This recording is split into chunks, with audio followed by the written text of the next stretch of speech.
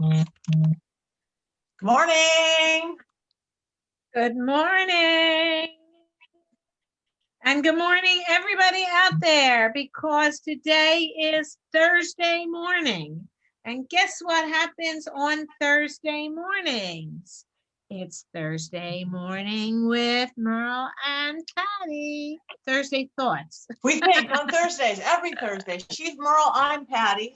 And we usually talk about relationships, all things relationships. Merle is the relationship miracle worker. And I am just one of these coachy, psychic, medium, witch kind of folks that do the same dang thing, but from different doors, as Merle's own. So we've come together to talk about things on Thursday. Talk about What are we talking about today, Merle? Well, this is what we're talking about. Whatever your goal or whatever you choose to work toward, choose friends that share that same purpose. Because as smart as you are and as skillful as you are, that only accounts for 25% of the success that you will have. The 75% is all based on social support. The friends, the people you hang out with, the people you admire, the people that you read and read about. Those are there's your posse. Right there. And that's who you need to have high level.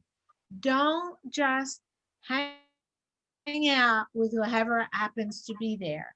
Be very purposeful in, if you're going to be purposeful about having a goal, if you're going to be purposeful about knowing how to get there and creating a scheme or a what did Sebastian say at the technique? Having a system. Having a system. The system. You need people. You need people that share those goals and can give you different perspectives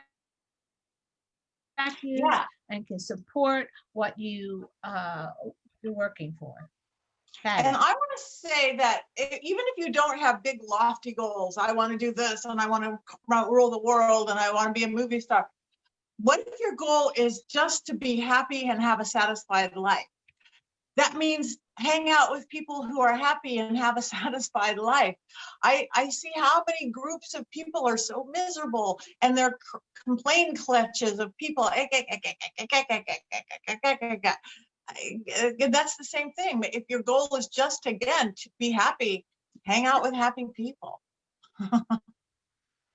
Yes, that's exactly right. And I can, again, tell the story about a good friend of mine from a long time ago who was not happy in her marriage. And she kind of wanted to work it out, but she really just wasn't sure.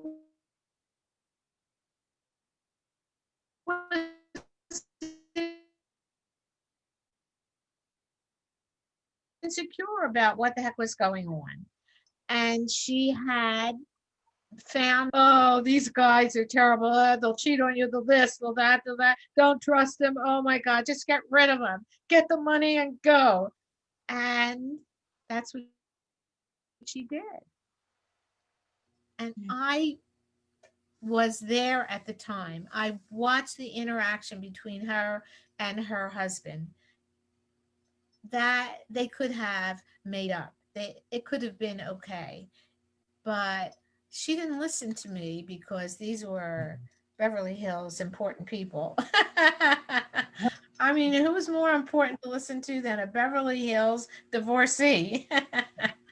And it was impressive to me, the power of your social network.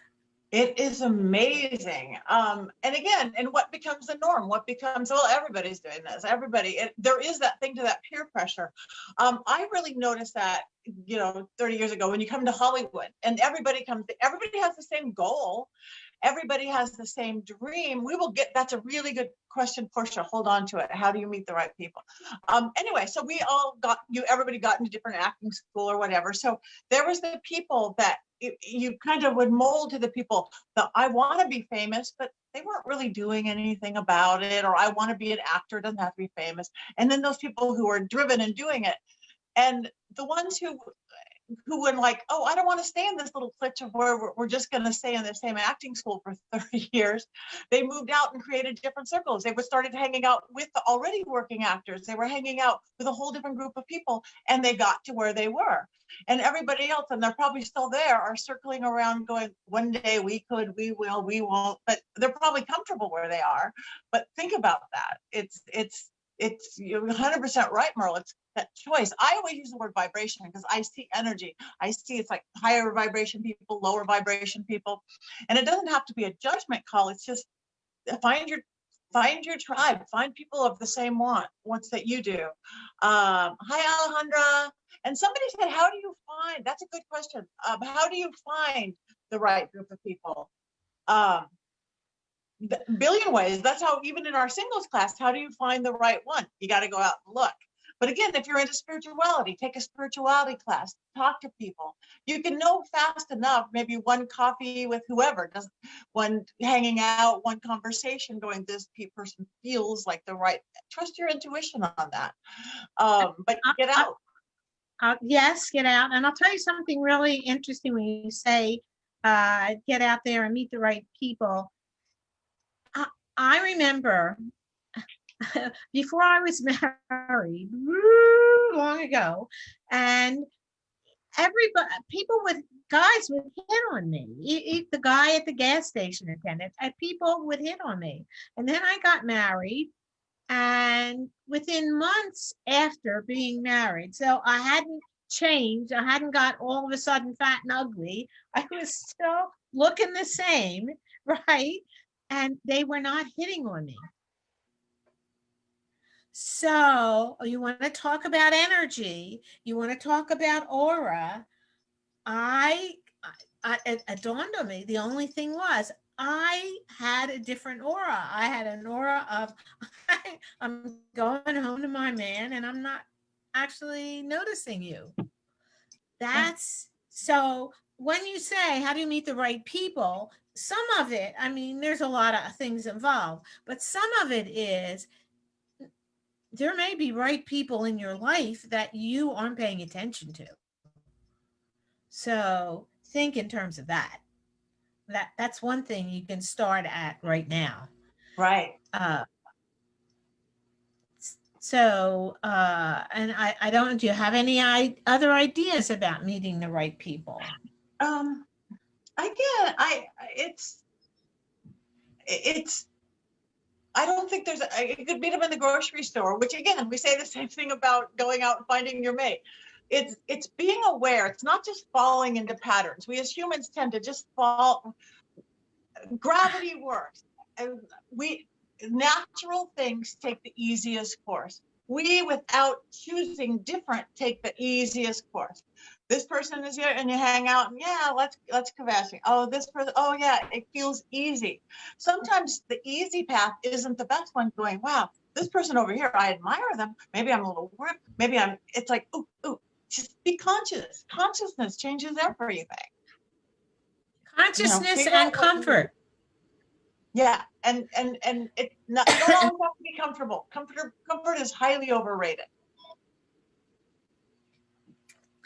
Yes, in fact, it's highly overrated. It's absolutely true. If you want something different than what you have, you're going to have to do something different from what you do. If you do something different from what you're doing now, you will be uncomfortable. So you actually have to move into the discomfort. And it may be somebody that you admire so much that you would like to be friends with, but it makes you uncomfortable. Lean into the discomfort. That's That's everything, everything you want is on the other side of that comfort. All the good stuff happens outside of your comfort box. All the good stuff happens outside. The successes, the this, and embrace it. Embrace it like it's a challenge, like you're on a game show of life. It's like, oh, that's scary. Jump in. I say this a lot. Is Fear can freeze you. Fear can make you catatonic. Fear could make you stop in your tracks, or fear can inspire you. It's almost the same energy level as excitement. If fear is $1 million business, it is. We pay money to go on roller coasters. We pay money to see a scary movie and scare. So take it our life like that. Ooh, I'm going to hang out with that person. I'm going to do this. And Portia, for you, your a clean slate is beautiful. You're just out of a relationship. So figure out what you want your life to look like, to feel like. Happiness. What are your interests, your hobbies? Is it spirituality? You're listening to us. Is it relationship? Looking for that. And then again, eyes and ears open everywhere you go. And again, I'm a big believer in workshops and classes, even if they're on Zoom, because you start meeting people with the same interests that you have, and they're inexpensive. You could take classes for next to nothing in every subject known to man, or reading clubs, or all sorts of things. So just look at it as a beautiful, clean slate, Portia, and jump in. You can go anywhere you want, but design it a little bit. Don't just let the wind blow you. Take the sails. Yes, be intentional. Yes, a blank slate, I agree, because that gives you the opportunity to do something different from what you've done before. And if what you've done before has you where you are now and you're not too thrilled with it, you want something better, then that's perfect.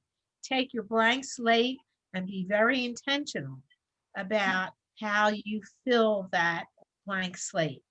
I love to say past performance is not an indication of future results. it's a financial thing. They say that about all financial instruments, but it's true for everything. Sure. What's happened before doesn't have to happen again. So take that blank slate and be strong with it. Yeah. And do something different. If you don't like the results, what you always say, doing the same thing, you get the same thing. Do something different. Even if it's not the right different, you're still going to get different results. You're causing change and you're causing shift. So be different, do different, get different. You don't know if it's the right or not right. That's what I have found in my life, is that, so okay, I know this doesn't work. I have no idea what does work. In that situation, what I did, which was very effective, is okay, I'll just do something else, something I haven't done before. And I just keep doing something I haven't done before until one of those things works. It's past 11:11. It's way past 11:11. Should we do that anyway? A thought process? Or no, it's not way past. All my clocks are wrong all of a sudden. I have 1,000 watches and none of them are right. At 11:11, so that magic number, angel number, secret number, whatever everybody wants to call it, we usually just take a moment. So again, why don't we everybody close your eyes, but not if you're driving, not if you're doing something, not operating heavy machinery, not if you're ironing. Eyes open, whatever you want. Take a deep breath.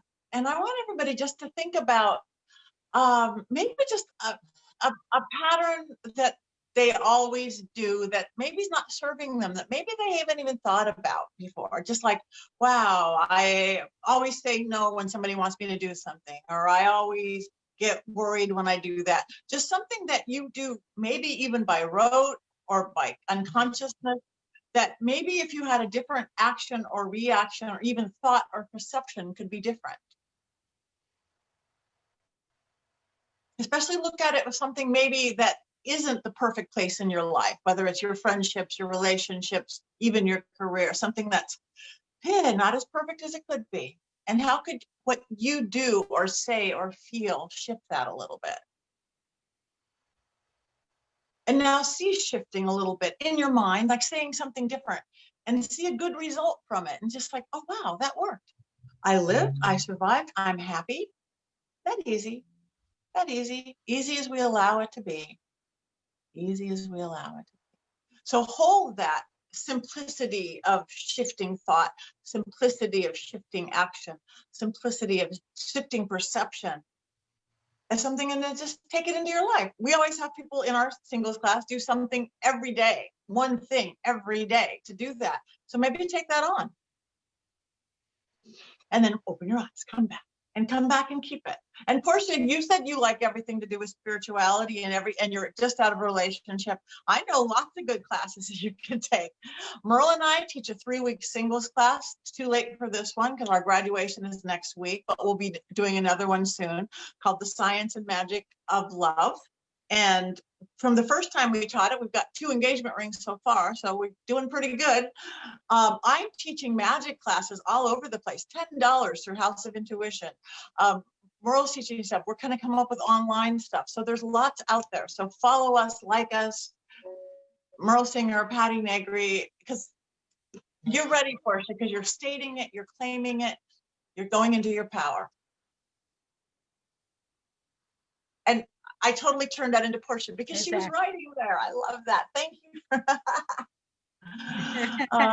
What are people doing in 40 minutes or so, Merle, at noon Pacific time?